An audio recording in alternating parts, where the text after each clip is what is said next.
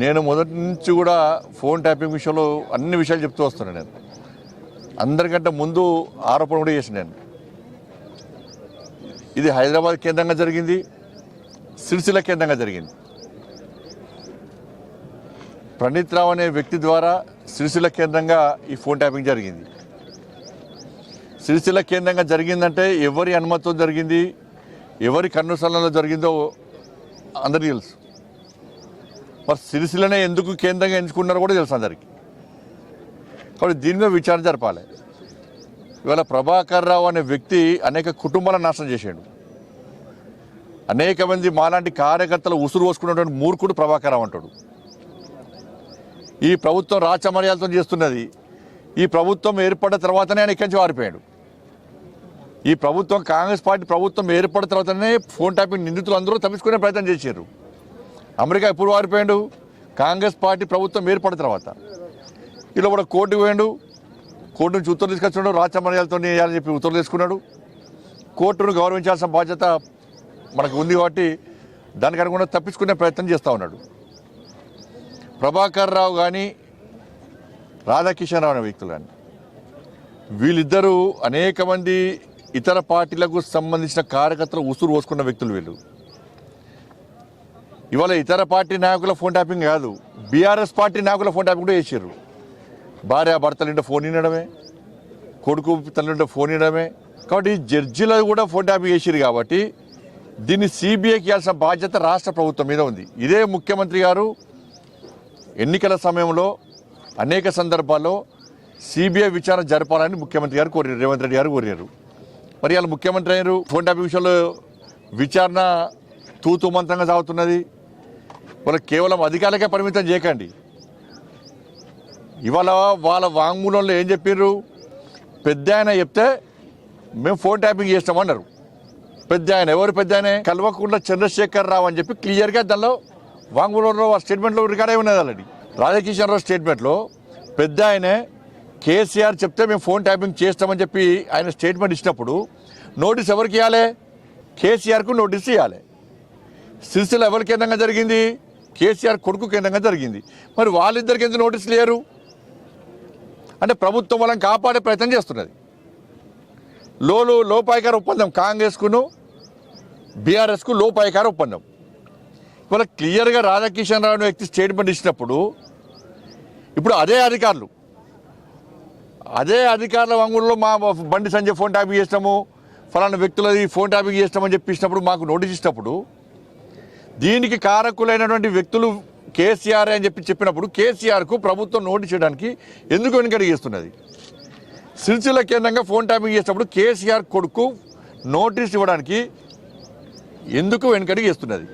మీ ఇద్దరి మధ్య ఉన్న రహస్య ఒప్పందం ఏంది? కనీసం ఏ ఒక్క విషయంలో కూడా మీరు ఇలా పట్టించుకోకుంటే వాళ్ళ కేసీఆర్ కుటుంబం వల్ల ఎన్ని కుటుంబాలు నాశనమైనాయి, ఎంతమంది భవిష్యత్తు నాశనం చేశారు. 109 కేసులు పెట్టిరండి మా మీద. 109 కేసులు, ఒక్కటి కాదు రెండు కాదు. ఇదే ప్రభాకర్ రావు అనే వ్యక్తి సీఎంఓ ఆఫీసులో అడ్డగా వేసుకొని మా ఫోన్లు వినుకుంటూ, నాలాంటి అనేక మంది నాయకుల కార్యకర్తల ఫోన్లు వినుకుంటూ, జడ్జిల ఫోన్లు వినుకుంటూ, మా సొంత విషయాలు వినుకుంటూ ఏ విధంగా రాజీనామాన పెట్టిండు, ఏ విధంగా ఉసురు పోసుకున్నాడో తెలంగాణ సమాజానికి అంతా తెలుసు. ఇలా కోర్టు నుంచి ఉత్తర్వులు తెచ్చుకొని అమాయకంగా గడ్డం పెంచుకొని ఓ నీతివంతుల లెక్క సిన్సియర్ ఫెలో లెక్క నటిస్తే ఎవరు నమ్మడు ప్రభాకర్ రావు అనే వ్యక్తిని. నేను ప్రభుత్వాన్ని మళ్ళీ చెప్తున్నాను, మీరు ప్రభాకర్ రావు అనే వ్యక్తికి ఈ రాచ మర్యాదలు ఇచ్చిన బంద్ చేయరు. ఫస్ట్ వాళ్ళ కోర్టు ఇతరులు ఇచ్చినప్పుడు మనదే కోర్టును రాష్ట్ర ప్రభుత్వం ఎందుకు సంప్రదించలే? ఇలా రాష్ట్ర ప్రభుత్వము ఎందుకు పిటిషన్ వేయలే? అండర్స్టాండింగ్ లోపాయికార ఒప్పందం. కానీ ప్రభాకర్ రావు ఏమంటాడంటే నా ఎక్స్టెన్షన్ కేవలం అప్పటి డీజీపీ మాత్రమే, ఆ నాయకులతో మాకు సంబంధం లేదని చెప్పి చెప్తాడు. ఈ అందరూ అమాయకులే ఇప్పుడు నోట్లు నిలబెడితే ఏం చేయాలన్నట్టు ప్రభాకర్ రావు.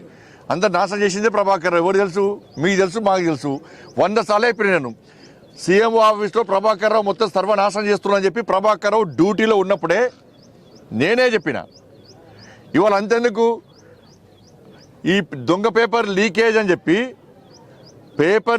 అని చెప్పి నన్ను అక్రమంగా అరెస్ట్ చేసినప్పుడు నా దగ్గరకు వచ్చిన పోలీస్ ఆఫీసరు ఎంత మూర్ఖత్వం అంటే నేను ఇంటికి వచ్చి నా డ్రెస్ మార్చుకున్న తర్వాత నైట్ డ్రెస్ వేసుకొని బయటకు వచ్చిన తర్వాత అప్పటిదాకా పోలీసులు ఏమన్నా నేను హైదరాబాద్ నుంచి కర్నూలు మా అత్తమది 5th డే ఉంటే నేను వచ్చిన తర్వాత నేను డ్రెస్ వేసుకొని వచ్చినా ఏమనలే.